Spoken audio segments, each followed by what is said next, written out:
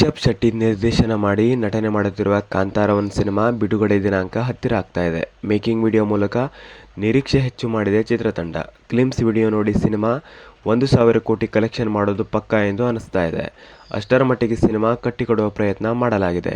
ಚಿತ್ರೀಕರಣ ಮುಗಿಸಿ ಕಾಂತಾರ ಟೀಮ್ ಕುಂಬಳಕಾಯಿ ಹೊಡೆದಿದೆ. ಇನ್ನೇನಿದ್ದರೂ ಪ್ರೀ ಪ್ರೊಡಕ್ಷನ್ ವರ್ಕ್ ನಡೀಬೇಕಿದೆ. ಅಕ್ಟೋಬರ್ 2ಕ್ಕೆ ಶತಾಯಗತಾಯ ಸಿನಿಮಾ ತೆರೆಗೆ ಬರುವುದು ಖಚಿತವಾಗಿದೆ. 3 ವರ್ಷಗಳ ಹಿಂದೆ ಬಂದಿದ್ದ ಕಾಂತಾರ ಸಿನಿಮಾ ಪ್ಯಾನ್ ಇಂಡಿಯಾ ಮಟ್ಟದಲ್ಲಿ ಗೆದ್ದಿತ್ತು.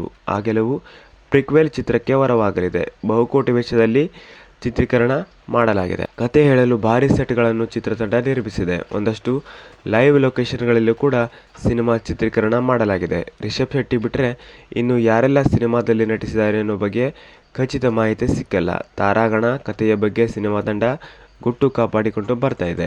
ಸಾವಿರಾರು ಸಹ ಕಲಾವಿದರು ಕಾಂತಾರ ಸಿನಿಮಾಕ್ಕಾಗಿ ಕೆಲಸ ಮಾಡಿದ್ದಾರೆ. ಈ ಬಾರಿ ಕರಾವಳಿ ಮಣ್ಣಿನ ಕಥೆಯನ್ನು ಮತ್ತಷ್ಟು ಅದ್ಭುತವಾಗಿ ರಿಷಬ್ ಶೆಟ್ಟಿ ತೆರೆಗೆ ತರ್ತಾ ಇದ್ದಾರೆ. ಸಿನಿಮಾದಲ್ಲಿ ನಾಯಕಿ ಯಾರು? ರಿಷಬ್ ಶೆಟ್ಟಿ ಬಿಟ್ಟು ಬೇರೆ ಯಾರೆಲ್ಲ ನಟಿಸ್ತಾ ಇದ್ದಾರೆ ಅನ್ನೋ ಬಗ್ಗೆ ಯಾವುದೇ ಅಪ್ಡೇಟ್ ಸಿಕ್ಕಿಲ್ಲ.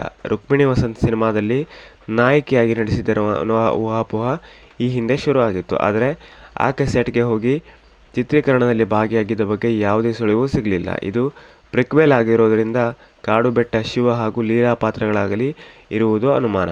ಕಾಡು ಬಿಟ್ಟು ಶಿವನ ಪೂರ್ವಿಕರ ಕಥೆಯನ್ನು ಈ ಸಿನಿಮಾದಲ್ಲಿ ಹೇಳಿರುವ ಸಾಧ್ಯತೆ ಇದೆ.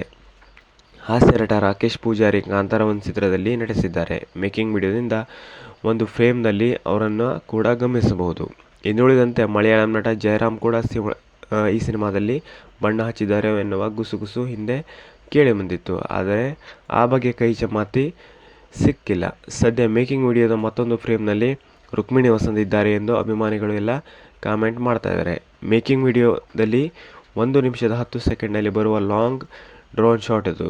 ಕೊಳದ ಪಕ್ಕದಲ್ಲಿ ಒಂದಷ್ಟು ಮಹಿಳಾ ಕ್ಲಾಸಿಕಲ್ ಡ್ಯಾನ್ಸರ್ ಹೆಜ್ಜೆ ಹಾಕ್ತಾ ಇದ್ದಾರೆ. ಅವರ ಸಾಲಿನಲ್ಲಿ ಮುಂದೆ ನಿಂತಿರುವುದು ರುಕ್ಮಿಣಿ ವಸಂತ್ ಎಂದು ಅಭಿಮಾನಿಗಳು ಹೇಳ್ತಾ ಇದ್ದಾರೆ. ಆದರೆ ಈ ಬಗ್ಗೆ ಯಾವುದೇ ಖಚಿತ ಮಾಹಿತಿ ಇಲ್ಲ. ಮುಂದಿನ ದಿನಗಳಲ್ಲಿ ಈ ಬಗ್ಗೆ ಅಪ್ಡೇಟ್ ಸಿಗಬಹುದು. ಕೆಲವರ ಪ್ರಕಾರ ಈ ಸಿನಿಮಾದಲ್ಲಿ ನಾಯಕಿ ಕೂಡ ಇರೋದಿಲ್ಲ ಎನ್ನಲಾಗ್ತಾ ಇದೆ. ಜನಪ್ರಿಯ ಕಲಾವಿದರನ್ನು ಬಿಟ್ಟು ರಂಗಭೂಮಿ ಕಲಾವಿದರು ಕರಾವಳಿ ಹಾಗೂ ಕೇರಳದ ಕಲಾವಿದರನ್ನು ಹೆಚ್ಚು ಬಳಸಿಕೊಂಡಿರುವ ಸಾಧ್ಯತೆಯೂ ದಟ್ಟವಾಗಿದೆ.